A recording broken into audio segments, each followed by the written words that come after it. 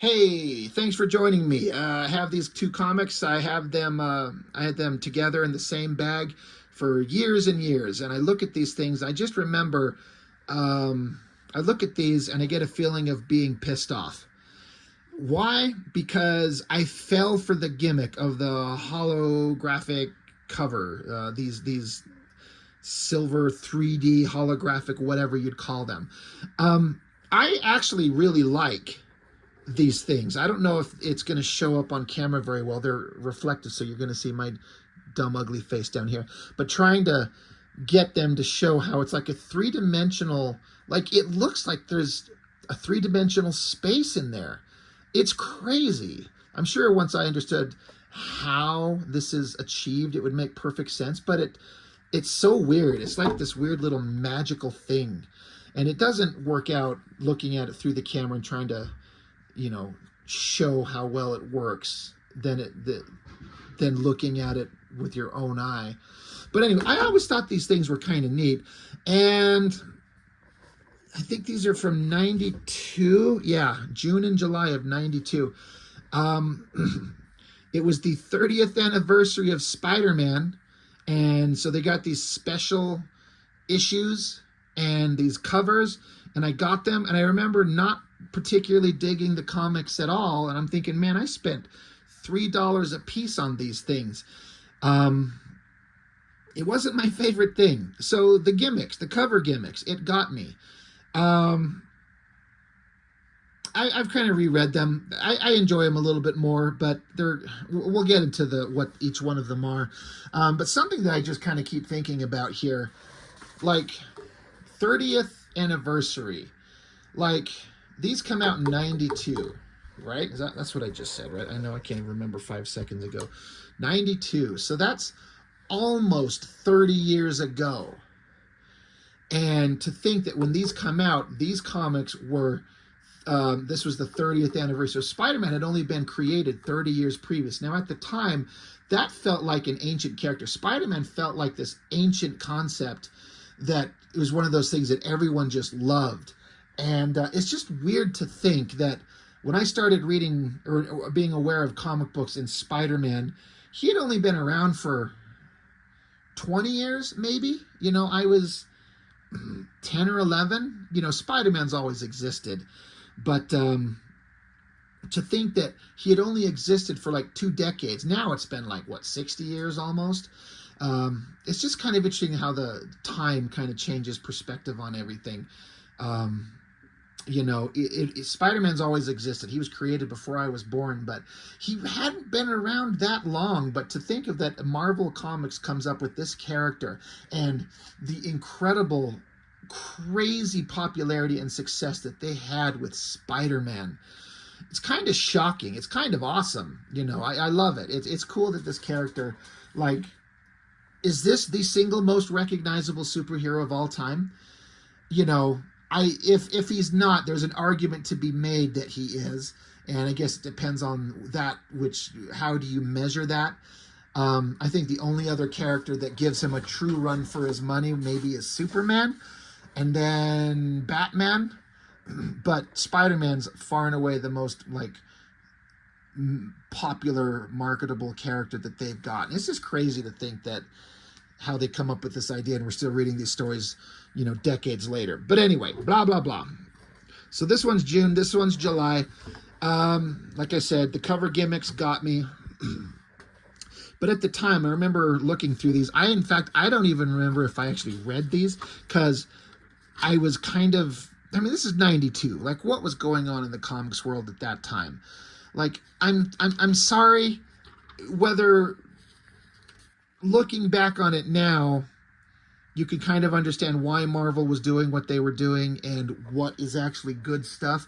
But in the moment, at 92, with all those image boys getting together and starting their own thing, this comic looks just like nothing but a throwback to the shit that was going on in the 60s and the 70s. And like, it's just the same thing for 30 years. Of course, now I just got done talking about the fact that this is like the most popular character they've got. Like, there were like, what, 3 or 4 titles? So you got Spectacular Spider-Man, The Web of Spider-Man, there's The Amazing Spider-Man. I feel like there was another one, but then there's obviously the McFarlane book. So like 4 titles of Spider-Man.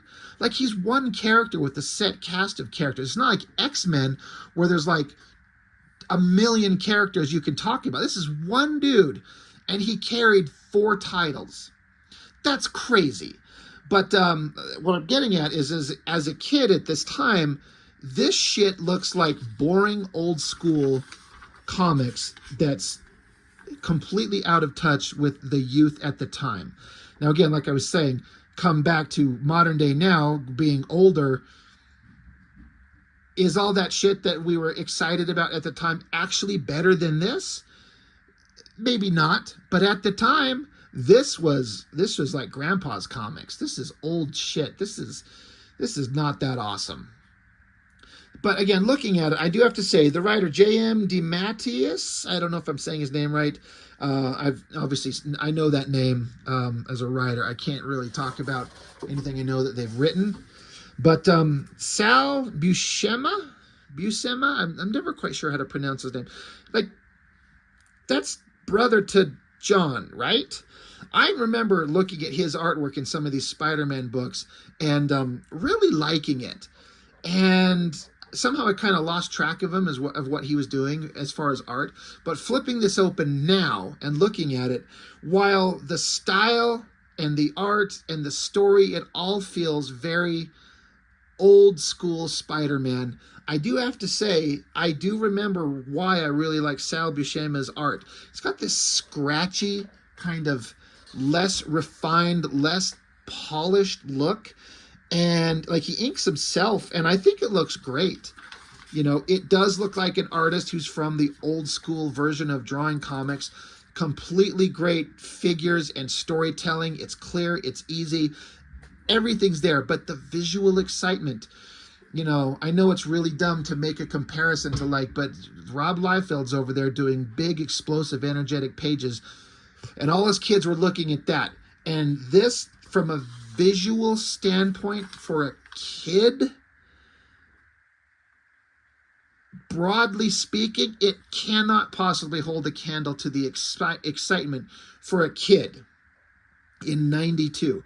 I know for me it didn't. Again, as an older guy now, I'm looking at it as a guy who draws. I look at the figure work, the clarity of storytelling, keeping the figures on model, looking like exactly the way they should.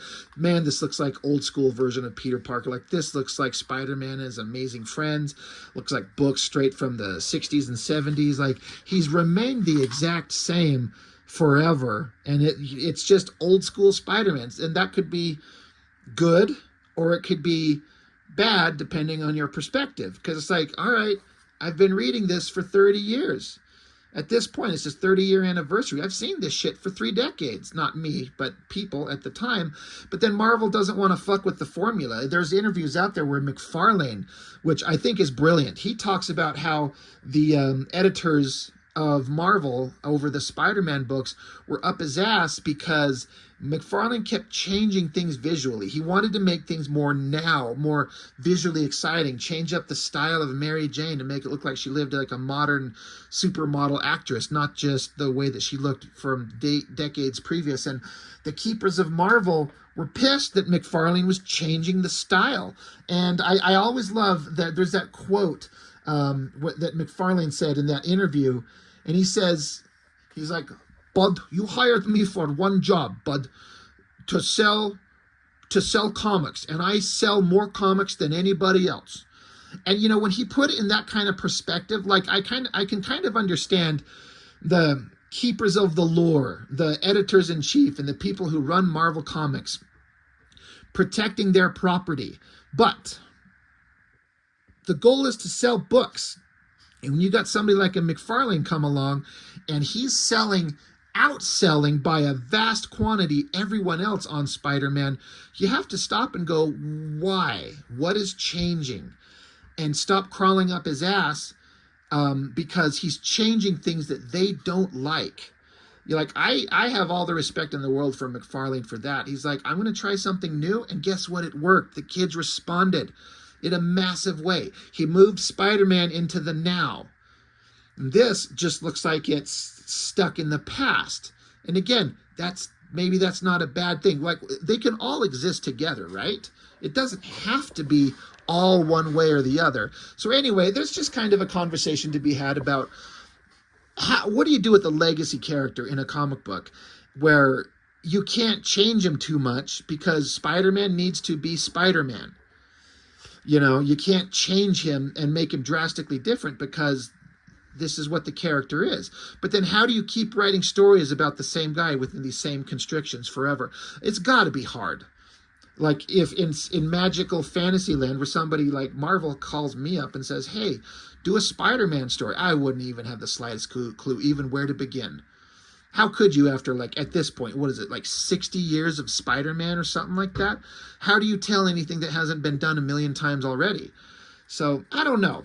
That being said, this story, it's all about the Green Goblin, and it's not, it took me a second to read it, and I had to, like, correct myself, because I'm like, oh, it's Norman Osborn, the Green Goblin. No, I think he's considered dead at this point, but it's his son, Harry Osborn, and he's taken over the mantle of Spider-Man. And so they're finding out, the whole story is that Spider-Man got a package in the mail, or left at his house, with the Goblin there. And then, so Mary Jane and Peter, like, they go up to their bedroom, and there's a spider suit there that explodes, not to kill them, but just to let them know that he got into their house, he knows who he is, he knows where they live, and he can get to them anytime. Like, oh my God, I guess they're living in an apartment complex, and their friends upstairs are like, they wouldn't hurt our friends upstairs, would they? So they rush upstairs, and there's a message on the table in their friend's apartment, a sign that says, gotcha. So Peter's pissed. He knows where they're at. Meanwhile, it's been set up over here that Goblin has captured, I guess this was his wife and his kid. This is Norman, like Harry's kid. So original Green Goblin, Norman Osborn, this is his grandkid, I guess. I don't know who golden-skinned, I guess, Metal Man is. I did read this. I did kind of like a fast read. I was kind of like just perusing it, getting the basic concept. I kept waiting to see them say his fucking name. I think they say his name, like, I don't know if it's Ralph or Steve or something like that, but they don't say like a superhero name. I don't know who this guy is. Somebody tell me who he is. But they're all captured, and Norman's doing psychotic shit. Like, we're a family. We're all together. He's trying to impress his son. He's trying to frighten his ex-wife. And his ex-wife's, I think she's married to this guy. They're in a relationship. I don't know. The thing that kind of stuck out to me in this is, like, I understand Green Goblin. I know that it worked really well in the 60s, but the concept in terms of his visual is kind of ridiculous. It's kind of silly. It kind of doesn't work. And then his cackling, insane kind of look. I'm like, this is too much like the Joker. Like, especially, like, this is just a fucking Joker gag right here. So, I know that it can work. It's the Green Goblin. He's a crazy man. But I'm like, it's just too much Joker. Who's got the best villains gallery? Batman or Spider-Man? I'd be curious. Anybody got a hard opinion on that? They're honestly probably equally awesome. But Green Goblin, whether it's Norman or it's Harry, the outfit, like the little booties and the green outfit and the little hood thing, I get the concept, the design in the 60s, but in the 90s, I'm like, and again, I'm loving the art. Sal Buscema, like, he draws really well. Again, he's got this rougher, scratchier inking style. I really dig it. His Spider-Man, like, this is classic Spider-Man. I love the colors, just kind of this flat red, great motion. You know, classic, like, old school Spider-Man, which I like. But I'm also, especially at this time, I had been reading McFarlane's Spider-Man, and man, that stuff just stands out as, like, boy, this is way more visually interesting. So Mary Jane ran off to go stay with Aunt May while Peter's going to go track down the Goblin. And Mr. Goblin is just torturing the family, trying to, again, convince his own son. He's like, look, it's just Daddy. I'm fine. And the kid's like, oh, yeah, Daddy's awesome. Don't be scared of him, Mommy. Daddy's cool. But he's just a crazy man. This ridiculous Osborn hairstyle. I get that it's a visual thing that they had to stick to. I'm glad they avoided trying to do that shit in the movies, because how do you take that visual representation of their hair and put it in a movie? Like, I'm so glad they just skipped it. But he's a crazy man, trying to win over the kid, trying to frighten the dude, trying to frighten the girl. I like this silent page of Spider-Man just swinging along. I don't know, what is he swinging on? He looks like he's in a suburban kind of neighborhood. What is he swinging from? There's no goddamn skyscrapers. But it's Spider-Man. Who cares? Again, what is he connected to? A telephone pole? But I like how he just lands and stops and thinks. He's like, all right, this is going to be a big deal. So, all right, let's go. He goes into the house, looking around, lots of text, you know, just Spider-Man's inner thoughts. There are these posters in here. I forgot this was in here. I did not have the brains in me at the time to appreciate this art. It's Vess. It's Charles Vess, right? I know almost nothing about that artist except a few images that I've seen, especially as I've gotten older, that I'm like, okay, this guy's really cool. I like this. And I don't think I cared too much for this as a kid. Again, 92, I was like 15 or some shit. To me, this sucked, but now I look at it, I'm like, I kind of dig it. It's really neat. It's very interesting. I forgot they had posters in here. But, yeah, Spider-Man sneaking in the house, and there's a giant spring-loaded puppet version of Goblin it's able to hold a machine gun and shoot. Like, this is just a Joker gag. Like, it's just too much. But then he actually shows up and he busts in onto the Osborn scene, and Osborn's pissed. He tells Spider-Man to sit the fuck down and shut the fuck up and eat. You can't do anything. I'm going to harm everyone. So Spider-Man sits down and starts taking a bite of the meatloaf or whatever. And so they just talk back and forth, and like Golden Dude just decides he's had enough. So he like lunges at Osborn, and Osborn's pissed, so they start fighting, beating the shit out of each other. So Spider-Man, I guess he just stands there and watches Golden Guy get the piss beat out of him. He tries to zap Spider-Man, and then the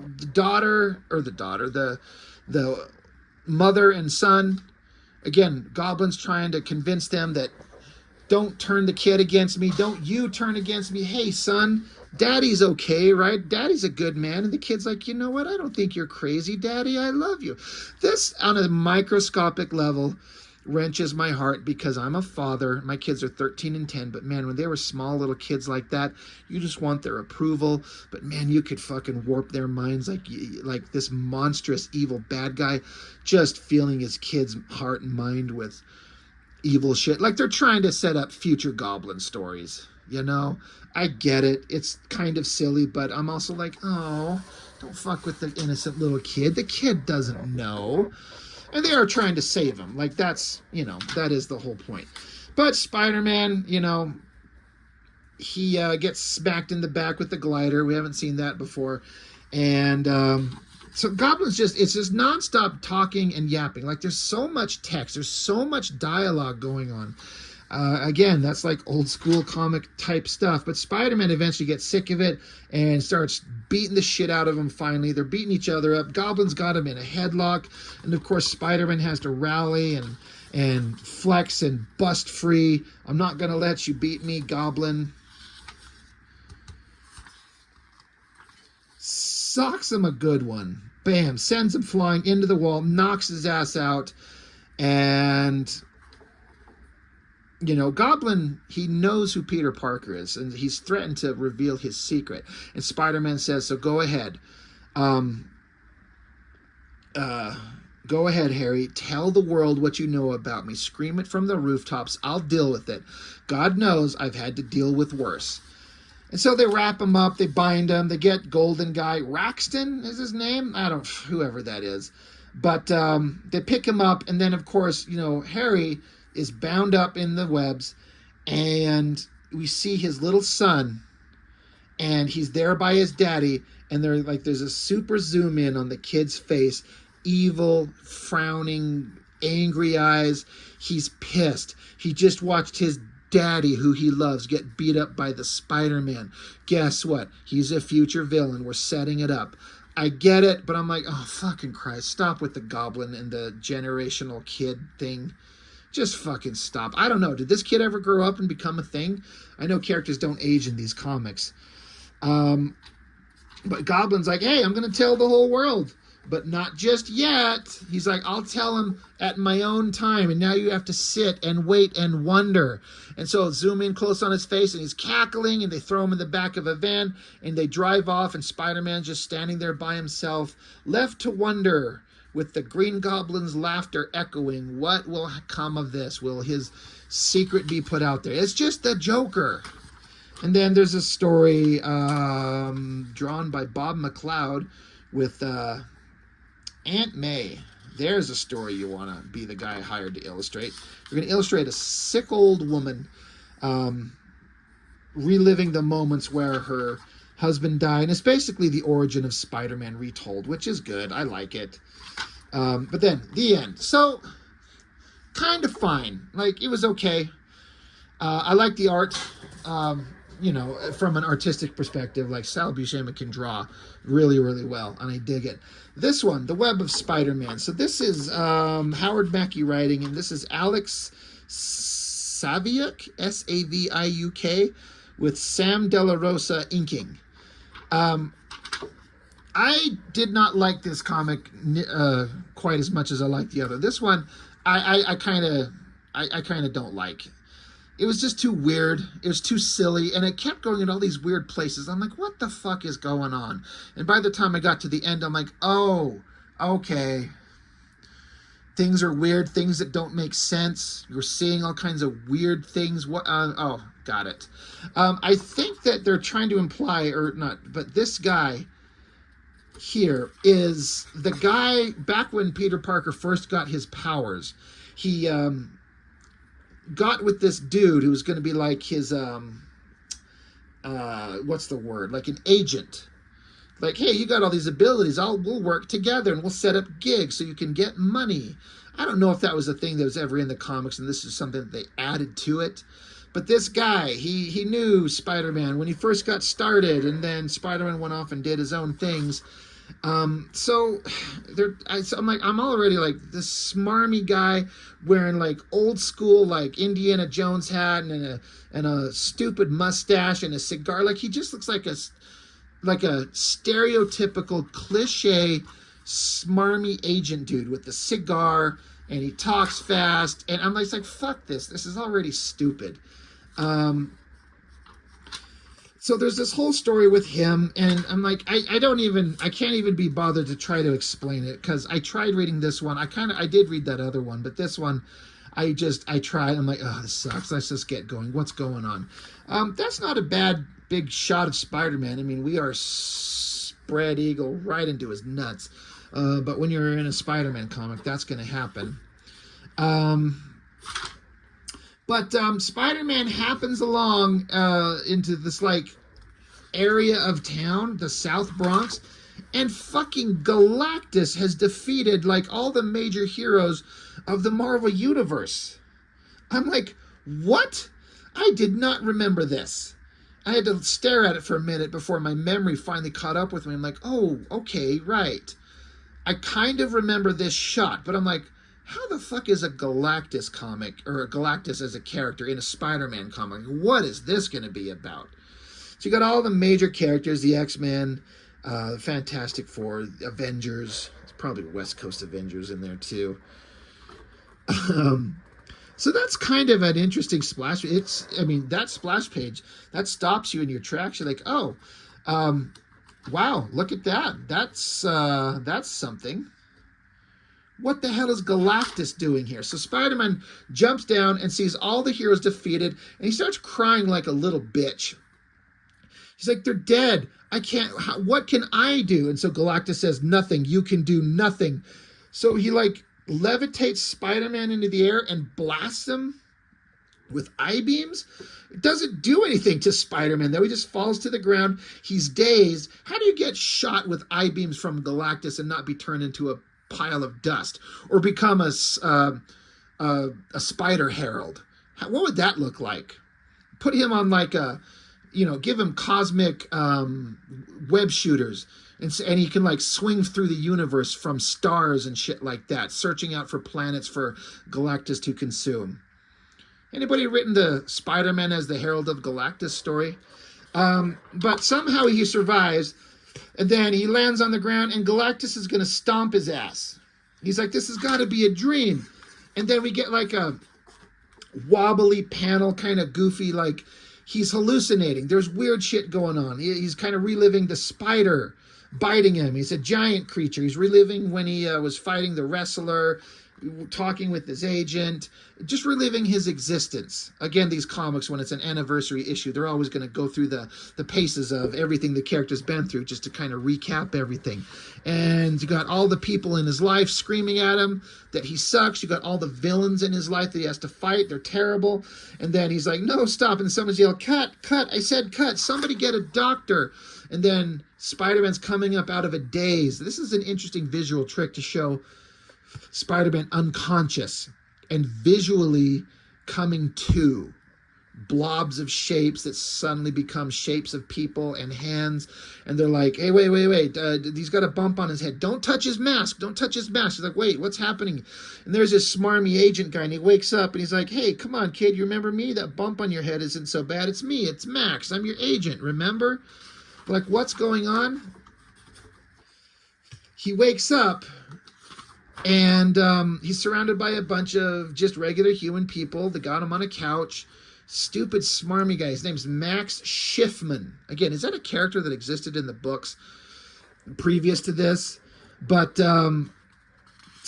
just douchebag cliche agent guy. They pick him up. He's like, hey, yeah, kid, we worked that out years ago. Set you up as a corporation. Let the accountants worry about that.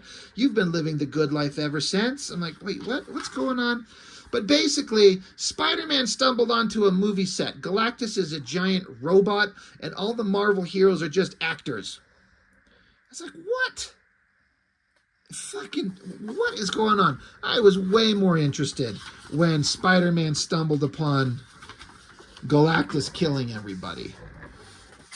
I want to see Spider Herald. Like, let's do that. But it's a movie set, and it's a giant robot of Galactus. And so you got all these actors dressed as the X-Men and the Fantastic Four and that type of stuff. Like this Wolverine actor can't stomach a stogie because he's a pansy. So Spider-Man's trying to clear his head. There's a Scream. Well, before we get to the Scream, we got a poster in this one. Spider-Man and Spider-Man 2099. Rick Leonardi. I dig his artwork. I like the Spider-Man 2099 side more than the regular Spider-Man. Leonardi drew the 2099 guy really well. That looks great. And it's interesting how the background kind of transitions from old school New York to then sci-fi background in the future. It's a pretty good poster. I'm not a huge fan of this version, this drawing of Spider-Man, but this one looks fantastic. I love that mask design. It's such a perfect costume design. But anyway, there's a poster in there. But then, oh, there's a screaming, and oh shit, so here come a bunch of goblins. So you got Green Goblin, Hobgoblin, and I think this is supposed to be like the Infinity Crusade doppelganger, which they kept a couple versions of those guys around. So now it's the Goblin League. They literally say, but the Goblin League is going to get what they're entitled to today. So they all show up throwing pumpkin bombs. Really? All right. So now everything's blowing up on the movie set. They're throwing bombs everywhere, explosions everywhere, finger laser blasts everywhere. Spider-Man's like, holy shit, I got to get out here and stop these three goblin douchebags. Kicks one of them right in the fucking balls. I mean, that could be his guts, but in my mind, Spider-Man just kicks people in the nuts. It puts you down longer and quicker. And so Spider-Man's screaming like Spider-Man doesn't know what's going on. Why can't I remember anything? I don't know what the hell's going on. A pumpkin bomb comes bouncing along the ground, explodes again. Good explosions. more pumpkin bombs. And so Spider-Man, I guess oh yeah, he webs up all the bombs and then flicks them the other direction, sending them back at the Goblin League. They all blow up. And so now, and there's this giant mist fog just covering everything. And I guess fucking Venom is there. I'm like, what? What in the fuck of shits is going on? What in the fuck, mothering Christ? What? Venom Galactus. Venom's like, we've waited a long time for this, Spider. So now they fight. They punch, and the Venom symbiote jumps onto the Galactus robot because it's a movie set, I guess. Have we seen Venom Galactus? I know that this was like an original thing that I've seen. I'd never seen that before at this time, but I gotta imagine like somebody's done this already, like since then. It seems like the cool thing to do now is take the Venom symbiote and put him on everybody. Fucking Mary Jane's got the symbiote now, or at least some point recently. So I'm like, has the symbiote been on Wolverine? Why not Cyclops? I'm pretty sure the Punisher had it. Why not Galactus? Why not the Silver Surfer? Why not Pip the Troll? Anyway, fucking stop with the Venom symbiote, please. But that's kind of an interesting visual. All right, well, now you gotta... Oh, and then fucking he picks up Mary Jane. He's like, I'm going to eat Mary Jane Parker. So Spider-Man's like, the fuck you are? Why is Mary Jane here in the first place? Venom Galactus jumps down and he looks at her. He's like, you're not Mary Jane. You're just a fucking actor playing the role because this is a movie set.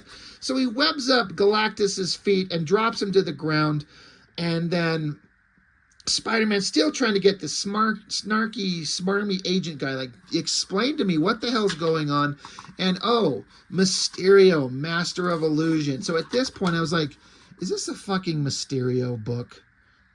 You gotta be kidding me. Like, I get it. Like, his whole gag of, I can make illusions and gases to poison your mind and you see things. It's like, is this a Mysterio book? Fuck Mysterio. And so they go through this whole song and dance, and they beat the shit out of each other. I don't even remember if this Venom is actually real. I guess he might have to be if he's really beating the shit out of him.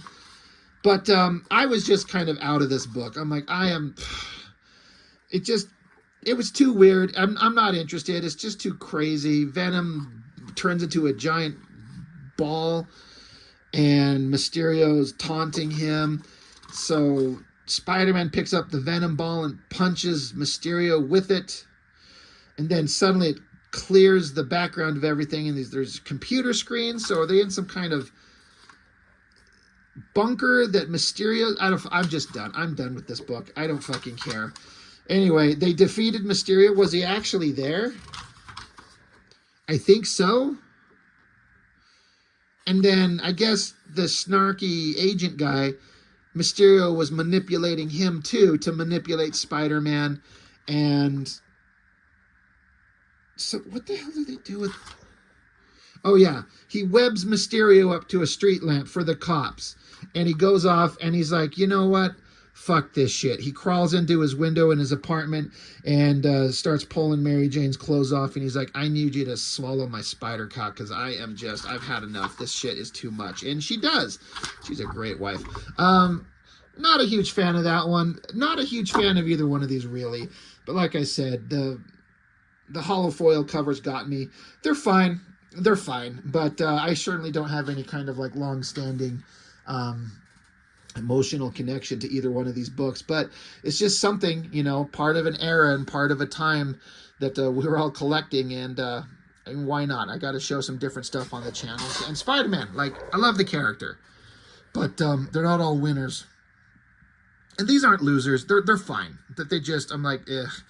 Another one to throw in the pile. Like all these books that I look at, many of them, I'm like, I'm keeping these forever until the day I die. And many of these, I'm like, this is going into the pile of shit I will never look at again. And I need to get rid of them. I need to donate them or get on that Facebook page and just try and sell them off for pennies on the dollar just to get somebody who wants these damn things. But anyway, that's all I got for these books. So thanks for watching. I really appreciate it. I'll see you next time.